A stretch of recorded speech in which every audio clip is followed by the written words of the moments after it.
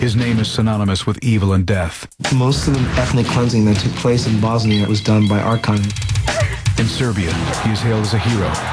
He felt he was the savior of the Serbian people. The rest of the world calls him a war criminal. He was public enemy number one. He was a dangerous racist, fomenting hatred. He was a killer, and he justified all the atrocities that he was doing. Creating enemies at home and abroad, the Serbian paramilitary leader known as Arkan becomes the target of both NATO airstrikes and underworld assassins.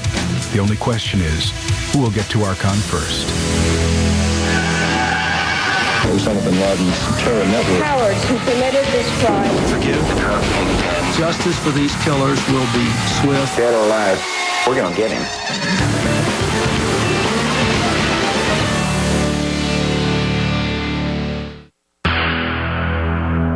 January 15th, 2000. The Intercontinental Hotel, downtown Belgrade. 48-year-old Zeljko Raznatovic, a.k.a. Arkan, relaxes with friends. After a decade of violent warfare, Arkan has momentarily let down his guard. His bloody ethnic cleansing, sanctioned in a crusade for a Serbianized Yugoslavia, has ravaged 3 countries and created powerful enemies both at home and around the world. And now, the same mysterious forces that combined to destroy Yugoslavia are about to destroy Arkan. The former Federation of Yugoslavia has endured centuries of bloodshed. Catholic Croats and Orthodox Serbs have battled for a homeland from the days of the Ottoman Turks through 2 world wars. Very much like the territory in the Mideast, in West Bank. Both sides, therefore, claimed the same land and claimed the same history. And they hated each other. March 6, 1945, as a member of the post-World War II Allied powers, Stalin's Soviet Union installs Josip Broz Tito to run Yugoslavia, a federation of 8 republics that forces traditional enemies to live together as Yugoslavians.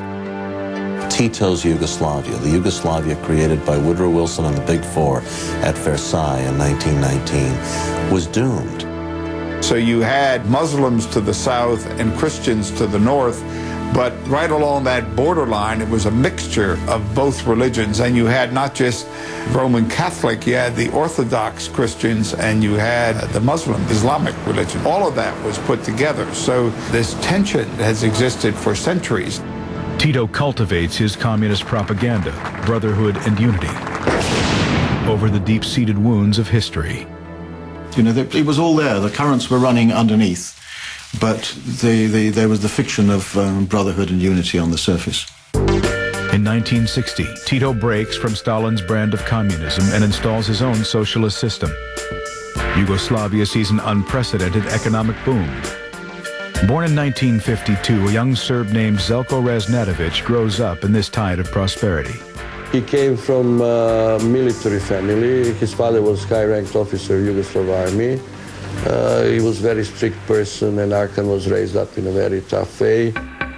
Yet by the time Arkan is a teenager, he's already been arrested for stealing purses in Belgrade's Tasmajan Park. Since the young days, he became, like lots of tough guys here in Belgrade, involved in some criminal activities. Summer 1970. Like the rest of the world, Yugoslavia is hit hard by the oil crisis. In an effort to bolster Yugoslavia's image of prosperity and harmony, Tito begins ushering Belgrade's undesirables out of the country. He had the fantastic habit of pushing all local gangsters abroad. They wanted to have a quiet environment here, so they would do everything to encourage all these guys to go out. So Arkan was one of them. The guy was a crook. He was a mafia hood. Former Interpol agent Budimir Bovovic tracked Arkan's murderous crime spree across Europe.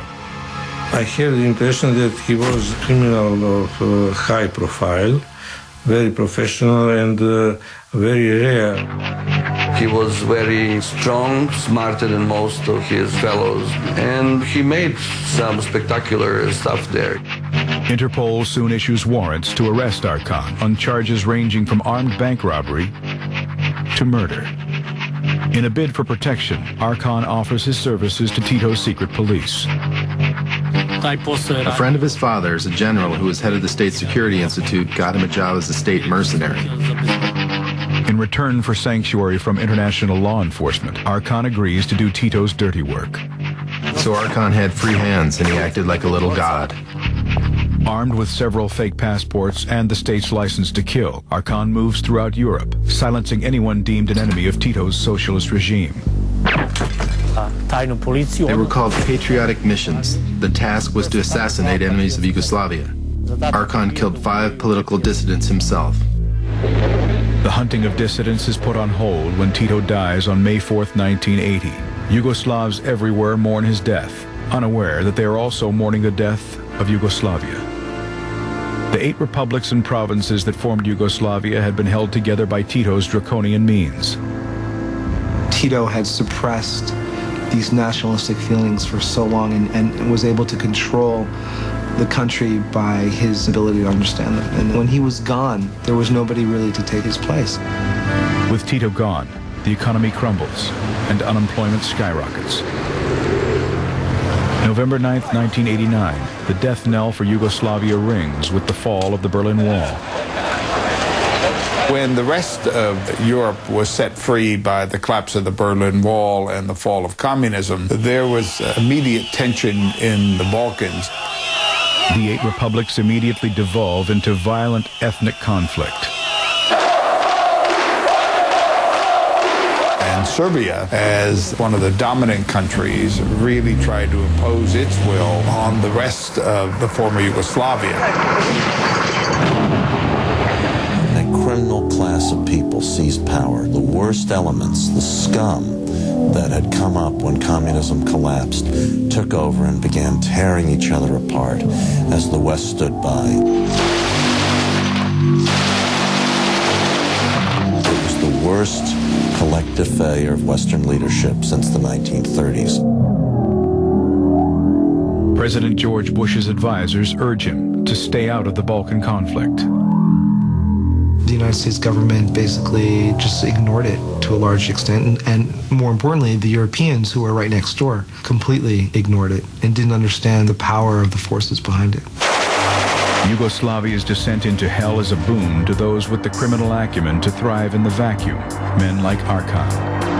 When you're a gangster, you're just a gangster. If we didn't have war, probably Arkan would be just one of the gangsters. All his activity, of course, was a contribution to collapse of former Yugoslavia.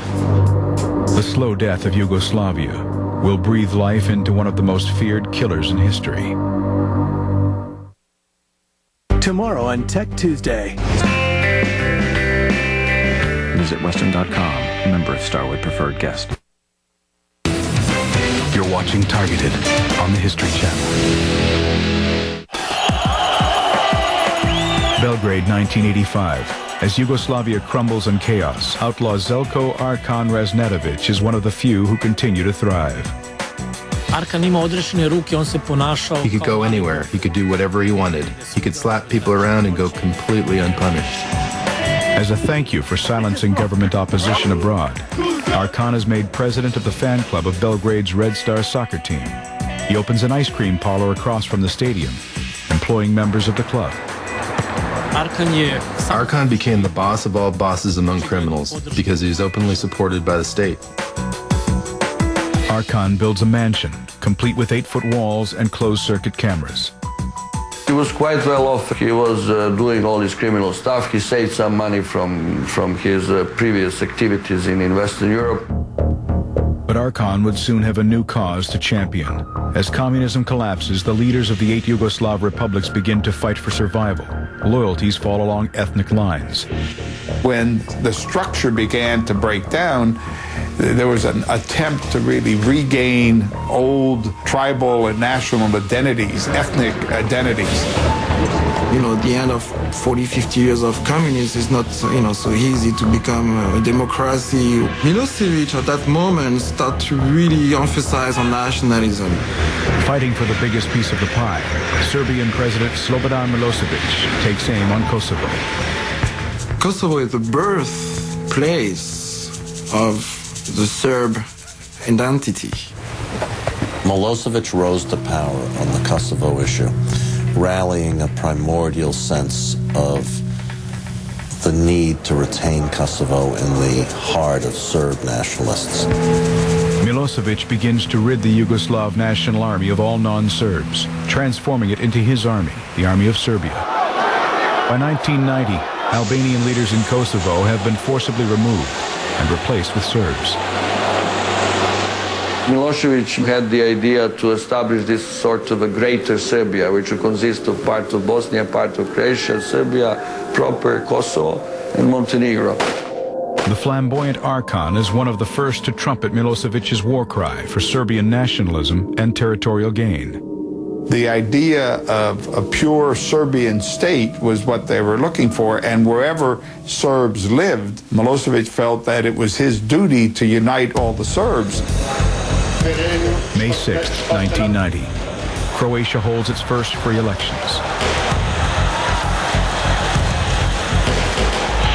7 days later, one of the worst riots in Yugoslav history breaks out at a soccer match between the fans of Arkan's Red Star and Croatia's Dinamo. Many consider this to be Arkan's first offensive of the war. Backed by Milosevic and riding the wave of Serbian nationalism, Arkan forms a paramilitary army from members of his soccer club.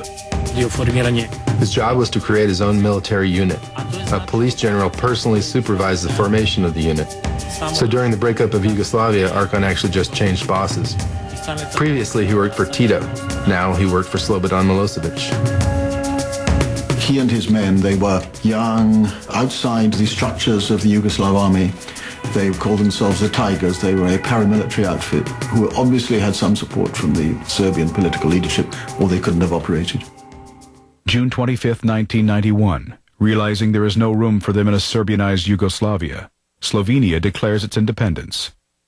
There was a lot of confusion amongst the people. They didn't really understand what was happening, and saying if Slovenia declares independence, then Croatia will follow, and then Bosnia, and then Kosovo, and then Yugoslavia will be finished. This is it. This is the end. As Milosevic turns his tanks towards Slovenia, Arkan leads his paramilitary Tigers to defend the honor of Serbs everywhere. Say what he was doing this to save the Serbian people, and by using that justification, he could basically do anything that he wanted.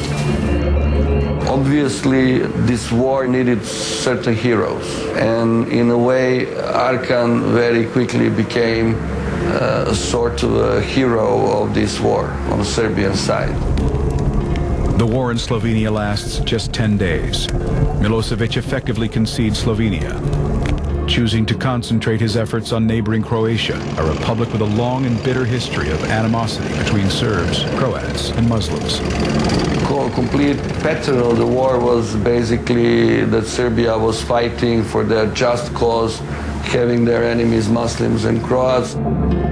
Which ultimately, very rapidly degenerated into the worst war in Europe since World War II.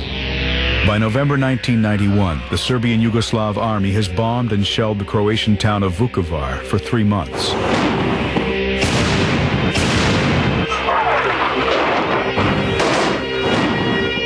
Paving the way for Arkan and his Tigers to cleanse the area of non-Serbs.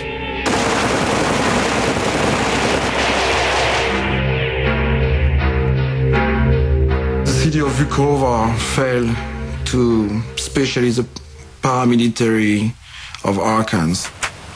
The fundamental tactic was to cleanse, was to drive one people out of a part of the territory that two people, or even three, had shared for time immemorial.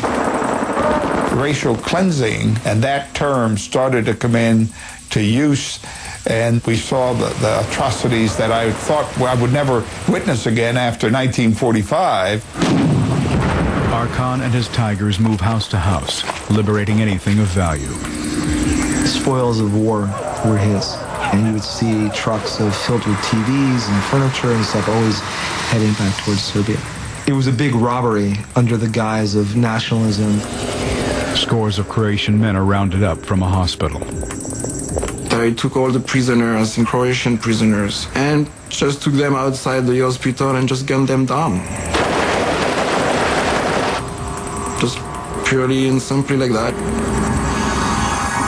By the time Arkan is finished, Vukovar is a pile of smoking rubble. The Tigers continue to paralyze the Balkans with terror, rumors of their ethnic cleansing methods, mass murder, torture, and gang rape spread from village to village.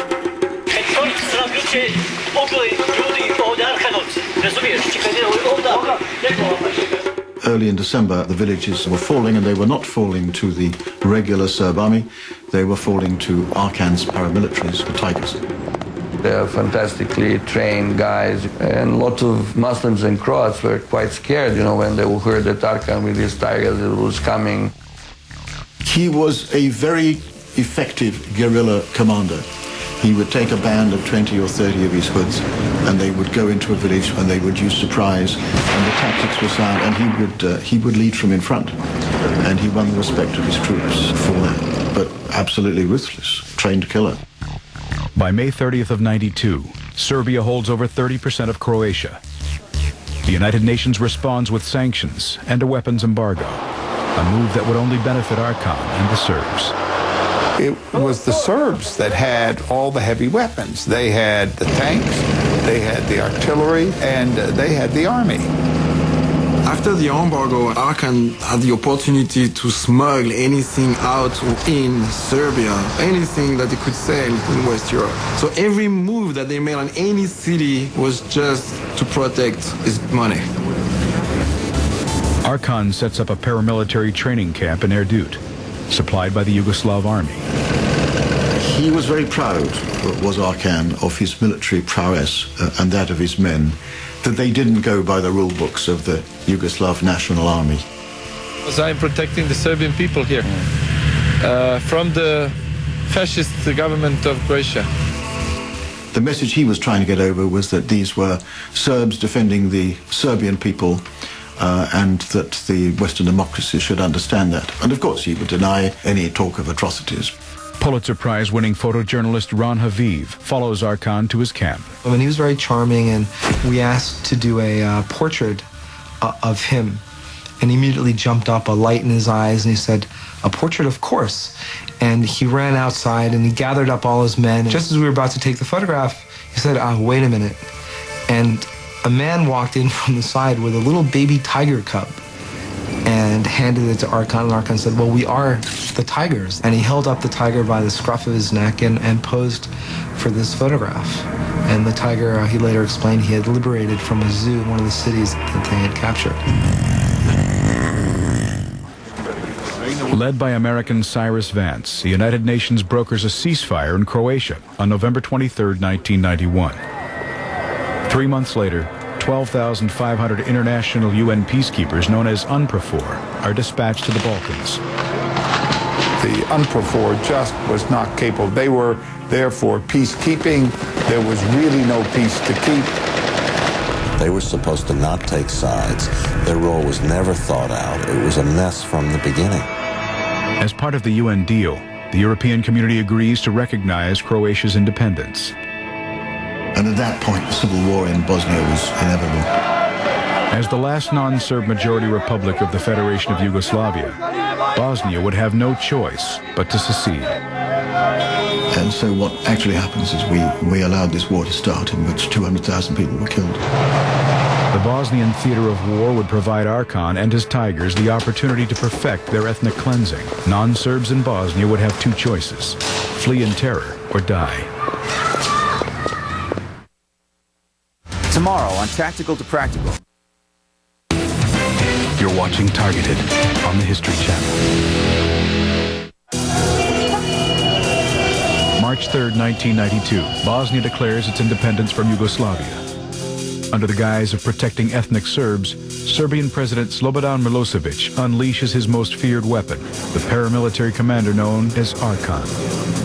Ali ja se borim za srpsku stvar, jer mi nemamo naciju, ću da budem ponosan kao Srbin. Razumem, jednog dana da kažem ja sam se borio za ovu Srbiju. When the war began in Bosnia, I was in a small town called Bijeljina, which was just over the border from Serbia. And the war began in this town. April 1st, 1992, during the Muslim feast of Bayram, Arkan and his men approach Bijeljina. We heard Arkan's troops were coming. Everyone in town was afraid of them because of the horrors and war crimes they committed in Vukovar, Croatia, a couple of months before. Arkan arrived with several busloads of soldiers, said we're here to save the Serbian people against the Muslim fundamentalists. In hopes of bearing witness, photojournalist Ron Haviv renews his acquaintance with the Serbian warlord. I went up to Arkan and I said to him, do you remember me? I'm the one who took the photograph of you with the tiger. And he sent me off with a small unit of guys, and we went off fighting. Photographically, my access was good. If I needed to cross the street, they would give me cover fire. Using lists provided by the Serbs inside Bijeljina, Arkan's men begin cleansing the city of any remaining non-Serbs. Part Serb, Sadiq Pazarić's life is spared, but he is forced at gunpoint to point out his Croat and Muslim neighbors. The fear was intense because of what Arkan had been doing. My neighbor who lives downstairs was the first of Arkan's prisoners. He was all black and blue. They positioned them in the door frames with their arms and legs outstretched, and then they were beaten up and down with clubs. Haviv follows the Tigers through Bijeljina. So we reached the center of town where there was a big mosque, and they ran up to the minaret and immediately took down the Islamic flag, and they held up the Serbian salute, which is the three fingers, which stands for the Father, the Son, and the Holy Ghost. I thought it was very indicative of the way that they felt about their enemies. Haviv follows the Tigers out into the streets. And right across the street from the mosque was a middle-aged woman and her husband, and there's a lot of shouting, and all of a sudden some shots rang out and the husband went down. Now all of a sudden they realized that I was there, and they're telling me in Serbian, no pictures, no pictures. And when you're with soldiers that are in battle, the adrenaline is so high, they're on a drug, their eyes are wild, and you have to be very, very careful. Hiding behind a nearby truck, Haviv documents the horrors that unfold. Some more shots rang out, and then they shot the woman. And then another woman, middle-aged woman, came out, and then they shot her as well. And I lifted up the camera as some soldiers turned the corner, and from the left of the frame, one of the soldiers just went up to them and brought his foot back, and as he did that, I took two quick pictures. Desperate to get his forbidden pictures out of Bosnia, Haviv must await Arkan's permission to leave. I was just sort of standing around, really nervous, hoping to leave as soon as possible. And then Arkan shows up. He walks over to me and he says, you know, you need to give me your film. And so I had to give him the film that was in the cameras. Luckily, he thought that was all that I had. And I hopped in the car and I drove basically straight to the airport. Several days later, the pictures were published. Arkan went through the roof when Ron Haviv's pictures were published, and they tried to find Ron. Well, of course, he'd got away. Ron was really on their hit list. He said that one day he looked forward to drinking my blood. In less than 2 weeks, Bijeljina is overrun. More than 20,000 non-Serb civilians are either forced out or murdered. April 6, 1992, the European community and the United States recognize Bosnia's independence. Yet the onslaught continues. 3 days later, Arkan arrives at the Bosnian city of Zvornik to demand the surrender of the 60% Muslim population. When they fail to comply, the Tigers move in, cleansing the city of all Muslims and anything of value. It was common knowledge that he brings terror with him. He went straight to the main street. He was looking for money, the banks. He takes his share and leaves odds and ends for the others. Most of the ethnic cleansing that took place in Bosnia was done by Arkan and his guys all along the northeastern corridor of Bosnia. By taking Bijeljina and Zvornik, Arkan secures new black market trade routes. More UN sanctions only tip the scales in his favor. In the wake of his ethnic cleansing campaigns, Arkan is embraced by Serb leadership, a tacit reminder of his connections to the top. He was hailed as a hero by many of the Serbs in what was then called Srpska and in Serbia. And he moved freely about the country. I think he had a usefulness in doing some of Milosevic's dirty work for him. Sad više ne broji 1200. Sad ne može da broji toliko sigurno. Evo, čim ste slikali za kanu, znači da ćete preživjeti. Sam rekao prije. Arkan and his men continue to ravage Bosnia. moving west towards Banja Luka. Photojournalist Paul Medellina arrives days later to investigate rumors that Muslim men are being held in Nazi-like concentration camps. And we went just like maybe a week, 2 weeks after Arkan did this rampage in all of those villages around Banja Luka. It was just ghost town after ghost town. Every village we went through was just burned down, looted, nobody around. And it was just very scary. And we just went to those camps, and what we saw, it was just person with just the skin on their body. Though male prisoners appear to be starving to death, and rumors persist of Muslim women being held in rape camps, no one will come forward. It was hard to find any person to talk to us. They were just like running away because they were scared to be, gunned down by the Serbs. It quickly becomes apparent just how feared Arkan has become. A little girl, I think she was like 7 years old, and she was just like, is it true that Arkan is giving kids to his tigers? Is it true that when he come at night, he takes the kids and just threw it to his tiger to feed his tiger? You hear reports that Arkan's here, Arkan's there, Arkan is all over the place. He became synonymous with any evil acts that were being committed. It was Arkan. Photos of the war atrocities circulate the globe, yet Western powers remain unmoved. In Belgrade, the Milosevic-run media spins a different war, and Arkan's star goes on the rise. He was back in Belgrade and trying to make a name for himself as a mainstream politician. October 1992, Interpol issues its 7th international arrest warrant for Arkan, this one for war atrocities. 3 months later, Arkan is voted into parliament as an independent from Kosovo. Arkan was from Kosovo. It was a stronghold of his politically. Founding the ultra-nationalist Serbian Unity Party, Arkan appoints his fellow Tiger, Borislav Pelovic, as chairman. We are a nationalist party. We are very keen to preserve the Serbian national identity.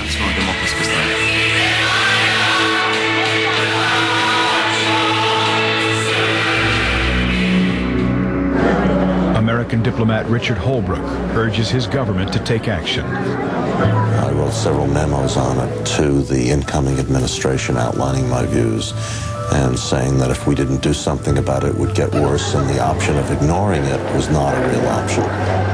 By the time the Clinton administration takes office, the Serbs control 70% of Bosnia. Sarajevo is under siege.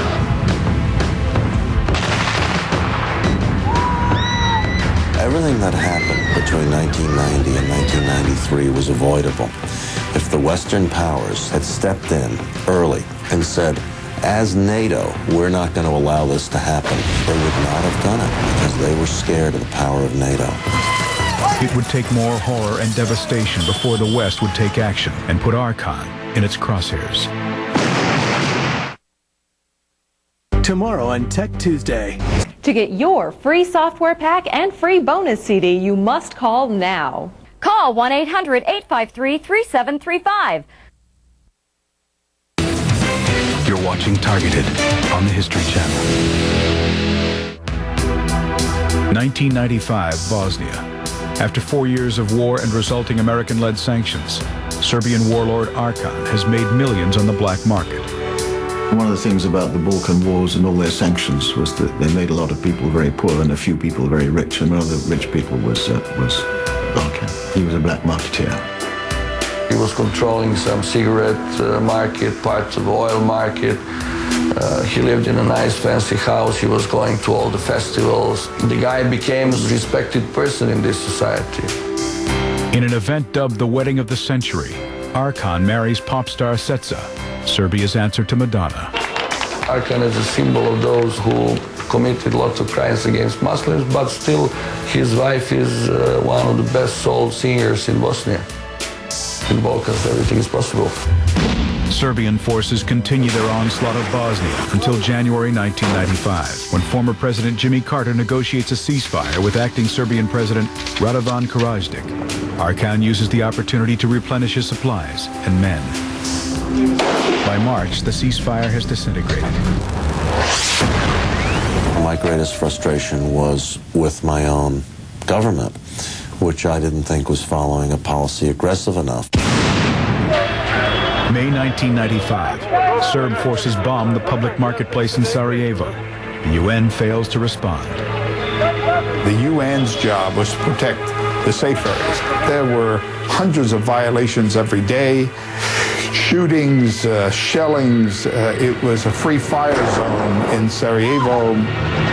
Boutros Ghali would only approve the smallest airstrikes, a single plane attacking a single alleged mortar site. It was meaningless.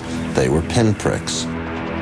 You have to impose your will on people like Arkan who are running rampant within the country. In retaliation for the airstrikes, Serb forces capture 350 United Nations peacekeepers and hold them as human shields. There were troops chained to telephone poles. They were getting humiliated by the warring factions. July 1995. Arkan's Tigres, along with Serbian soldiers under the command of General Ratko Mladic, arrive in the UN safe haven of Srebrenica.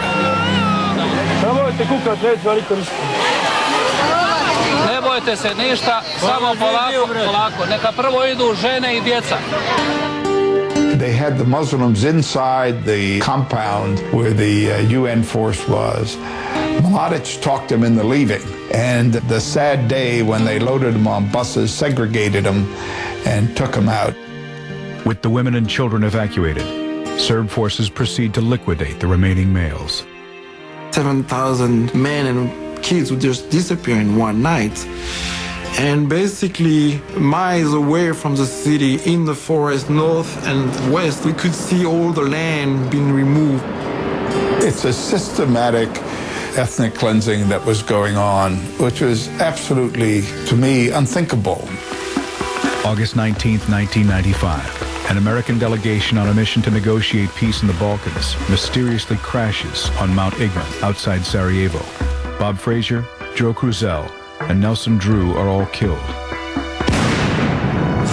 9 days later, the Sarajevo marketplace is bombed again, killing 37 people and wounding 85 others.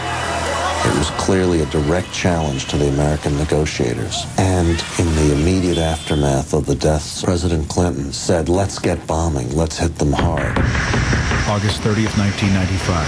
After years of failed negotiations, empty threats, and thousands of lives lost, the UN approves military action by NATO against Serb forces. Within 24 hours, we were striking targets all over. Operation Deliberate Force is the largest military action in NATO's history. It was state-of-the-art, and it was done extremely well, and it caught the Serbs completely by surprise. It was the most dramatic example of pinpointed heavy airstrikes enabling a negotiation to move forward. October 1995. The International War Crimes Tribunal at The Hague hands down 50 indictments. The West is outraged to see Arkan's name absent. Arkan was one of the key individuals involved in killing Muslims, so he was public enemy number one as far as I was concerned. Arkan was a criminal. He was terrorizing people. He should have been one of the first indicted. November 1995. Presidents Tudjman of Croatia, Izetbegović Bogovic of Bosnia, and Milosevic of Serbia meet in Dayton, Ohio for intense, all-or-nothing peace talks. Dayton ended the war in 21 intense days and nights of negotiating. It wasn't perfect, but it was peace. While in Ohio, Milosevic is informed that NATO intends to enforce the terms of Dayton with or without UN clearance. I said, Mr. President, I am the NATO Supreme Allied Commander, and the rules of engagement are very clear. If you point a tank, if you just point it at any one of my troops, that sergeant will shoot back and shoot back to kill, and he doesn't have to go to Boutros Ghali or me for permission. Milosevic begins to quietly distance himself from the warlord Arkan. Milosevic made some dramatic changes in his state security structure after the Dayton Agreement, which meant that Arkan lost protection, he lost share on the market. September 30th, 1997. The Hague finally hands NATO an indictment of Arkan. They were after it, no doubt. Rumors race through Belgrade that British Special Forces, the SAS, have begun targeting Arkan as part of the NATO mission. There were lots of rumors about SAS, but all of this made Arkan to become more and more like a charismatic figure. In a way, everything was pumping the Arkan's ego, and definitely I'm sure that Arkan was, at that time, not afraid. With fragile peace established in Bosnia, Kosovo descends once again into chaos. Serb history and Albanian history meet on the same battlefields in Kosovo. And although the population was 90% Albanian, the Serbs believed that it had originally been Serb, and it was just inevitable that this would be where the wars began in Kosovo and where they would end. We've always lived in Kosovo. The Serbs have lived in this area since the 7th century BC. In order to refute rumors that he and his Tigers are active in Kosovo, Arkan goes out of his way to be seen in public in Belgrade. As you can see, I'm here in Belgrade. We all see the Arkan in military clothes like we used to see in Bosnia and Kosovo. But his Tigers were definitely present over there. Though Arkan remains visible in Belgrade, he reportedly continues to issue ethnic cleansing orders to his Tigers in Kosovo. January 16, 1999. A mass grave is found in Rejec, Kosovo. It was the same story again and again that we heard like 5 years before. Paramilitary groups, maybe 50, 100 guys coming in the village, separate the men, the women, and the children, start looting, burning down, or even kill the children. March 18, 1999, in bold defiance of the West, Slobodan Milosevic launches Operation Horseshoe. An operation that he had planned for the springtime. He put 40,000 troops around Kosovo, moved in and attempted to crush Kosovo. In the same way you revere your Battle of the Alamo, we revere our fight for survival. I consider Kosovo our Battle of the Alamo. The West recoils from footage of thousands of refugees stranded in the mountains. Milosevic and his warlords have finally gone too far. The same images are coming out of the former Yugoslavia as 1991, and I think at that point, President Clinton, Vice President Gore, Richard Holbrooke, they said, like, that's it. In its first campaign against a sovereign country, NATO is given a new mandate, bombing for crisis management to prevent war crimes. The wrath of the world's greatest air power will be brought to bear on Arkan. From the jungle to the street corner, organized crime, Colombia, next. You're watching Targeted on the History Channel. March 24th, 1999. In response to mass graves in Kosovo, NATO launches Operation Allied Force. NATO is given a mandate to bomb for crisis management to preempt further war atrocities. As a result of Kosovo, NATO bombed downtown Belgrade. We hit the Ministry of Defense, the Ministry of Information. We went after hard targets. Arkan responds with more defiance. This is a message to Bill Clinton. Don't quarrel with Serbs, ever. March 31st, 1999. The Hague War Crimes Tribunal finally makes public its indictment of Arkan. Arkan was the most dangerous of thugs and criminals. Think of a street gang getting official sanction from Milosevic and Karadzic, and then running wild, raping and murdering and pillaging. For the fascists, I am a war criminal, and I don't give a damn how they call me. He was not afraid that somebody from abroad might come to pick him up and to send him to The Hague, because he knew that he might be assassinated by some competitive groups here. May 7th, 1999. NATO targets Arkan's Hotel Yugoslavia in Belgrade.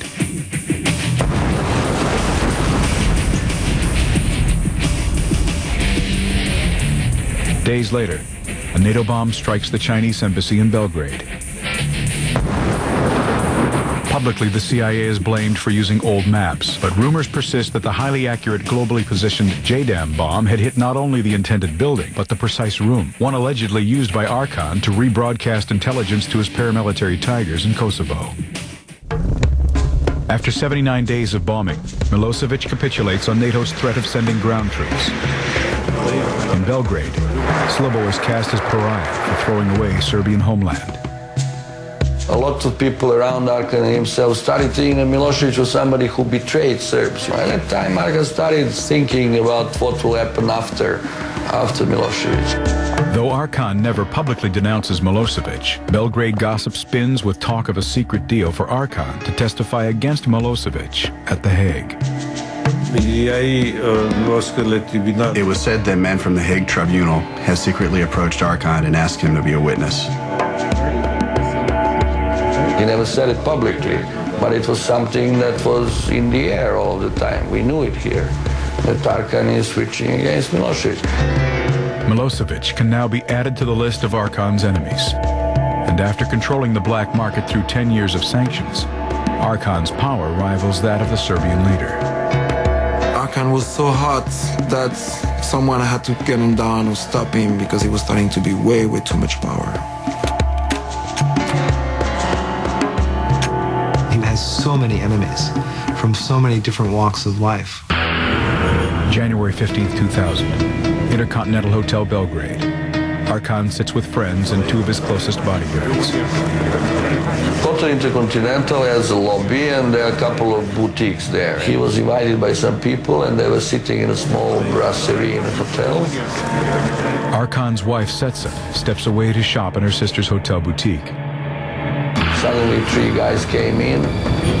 No one in the lobby notices as the men slowly approach Arkan's table.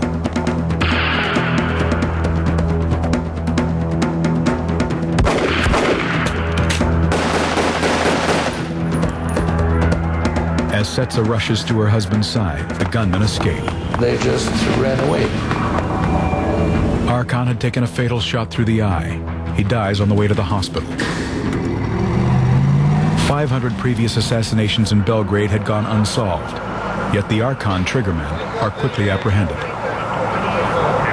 Till then, most of the assassinations here happen on the open air, in the streets, particularly at hotel lobby where you have so many witnesses and it's very complicated to find the exit. But obviously it was such an important target they had to do it. Though the gunmen refused to implicate others, Serbians suspect the contract on Arkan had to have been put out by someone with clout.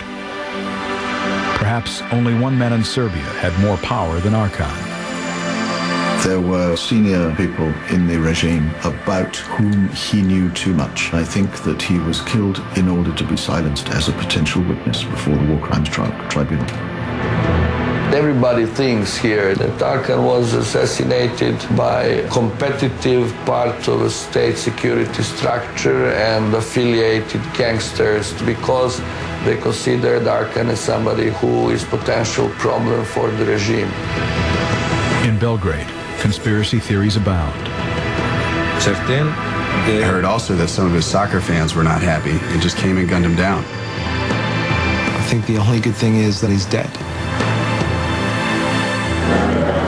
Many Serbs mourn the loss of a national hero.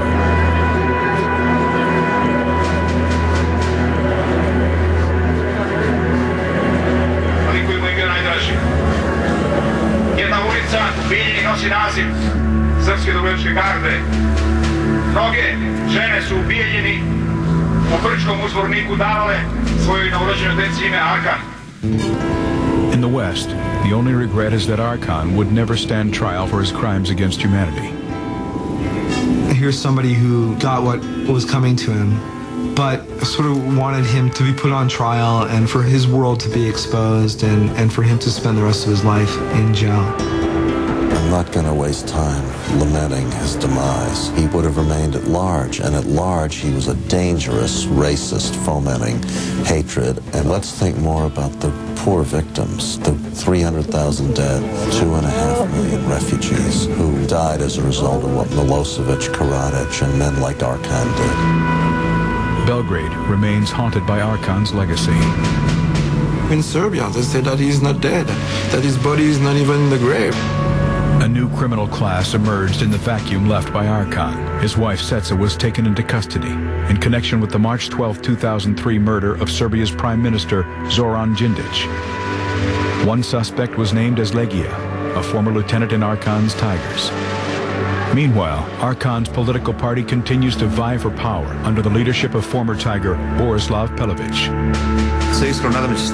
I profoundly hope the future will bring an American apology to the Serbian people for the attack of 1999, for what I consider a completely unprovoked aggression against our country. As the Balkans cope with the brutal legacy of Arkan, the rest of the world remains confronted with the challenges of modern discretionary warfare in the desperate hope to keep the promise of never again.